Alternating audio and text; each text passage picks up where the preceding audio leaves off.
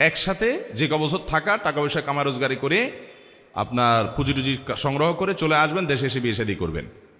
আর না হয় বউকে বিদেশ নিয়ে যাবেন, দুইটার একটা। বউরে দেশে রেখে আপনি বিদেশে পড়ে বছরকে বছর প্রবাসে থাকবেন, এটা কখনো ইসলামের দৃষ্টিতে ভালো জিনিস হতে পারে। স্ত্রীর অধিকার আছে না নেই? এভাবে দেখা যায় স্ত্রী সে খারাপ পথে চলে যায়, অনেক সময় সে গুনাহের দিকে চলে যায়, চরিত্র নষ্ট হয়ে যায়, ছেলে মেয়েগুলো নষ্ট হয়ে যায়। সবচেয়ে বড় সম্পদ ছেলে মেয়ে। টাকার লোভ এত মারাত্মক।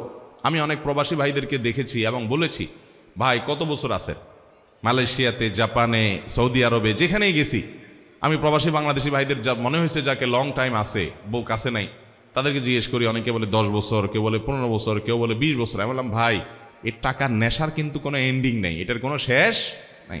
একজন বড় ব্যবসায়ী দেশের শীর্ষস্থানীয় আমাকে একবার বলছিলেন ডেকে, কোনো একটা কথা প্রসঙ্গে, আমার বন্ধু মানুষ, বলছিলেন, হুজুর বলেন তো সবচেয়ে বেশি নেশা কিসের? আমি তো কখনো নেশা করি না, আমি জানবো কেমনি? আপনি একসময় করছেন, আপনি বলতে পারেন। উনি একসময় করতেন, এখন ভালো হয়েছে। পরে আমাকে বললেন, হুজুর আপনি বুঝেন না আমার প্রশ্ন, আমি ওই নেশার কথা বলি নাই।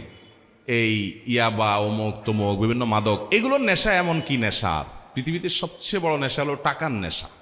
এই নেশাটা এত মারাত্মক, কেন কামাই করে, যে কামাই করে সেও জানে না, নেশা হয়ে যায়। হালাল হারাম বাজ বিচার না। হ্যাঁ, হালাল টাকার অনেক দরকার আছে। আপনি ব্যবসা বাণিজ্য করে কোটি কোটি টাকা কামাই করেন, হালাল, এটার দরকার আছে না নাই? যত বেশি হবে আপনি তত বেশি আল্লাহর কাজ করতে পারবেন, কিন্তু হারাম টাকার এক টাকারও দরকার নাই। তো যাই হোক, প্রবাসে যারা আছেন তারা স্বামীর হিসাবে স্ত্রীর অধিকারের দিকে খেয়াল রাখবেন।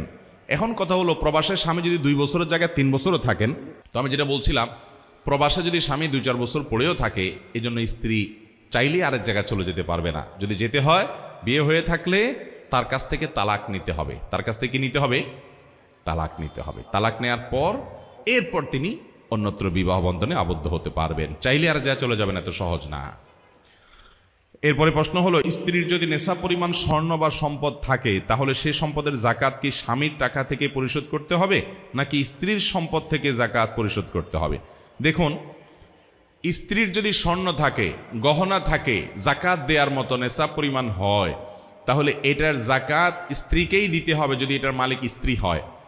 আর যদি মালিক স্ত্রী না হয়, স্বামী মালিক হয়, তাহলে স্বামীকে দিতে হবে। এখন একটা জটিলতা হলো, আমার দেশে মহিলাদের যে গহনা, এটার মালিক আসলে কে, এটা বলা খুব কঠিন। বলেন তো, বউয়ের যে স্বর্ণ গহনা আছে, এগুলার মালিক কে? বউ নিজে না স্বামী? মহিলা নিজে। আচ্ছা, মহিলা যদি নিজে ওইটার মালিক হয়, মহিলা চাইলে কি বিক্রি করে ফেলতে পারবে? উত্তর দেন তো। মালিক হলে তো ওনার চাইলে উনি বিক্রি করতে পারার কথা, কিন্তু পারবে? এটা জটিল আমাদের